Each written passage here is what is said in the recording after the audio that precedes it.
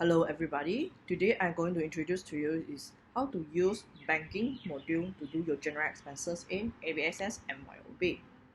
So go to banking, spend money. You can create a card file, let's say it's a regular supplier for your general expenses, maybe for example Singtel, maybe SP, so that's all. If not, you always can just type it, maybe popular. Okay, I go to popular to buy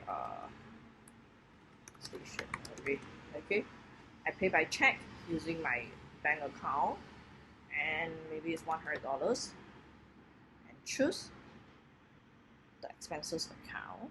I will use office supplies, and got GST or not. Let's say it's got GST, will be TX. If don't have GST, you can choose NT. Okay, but if let's say your company you don't have GST, which means your company are not GST registered, regardless of your supplier got GST or not, you will need to select NT. Okay, so from here, straight away you can put key record. That's all for how to record a general expenses in ABSS and MYOB. Thank you.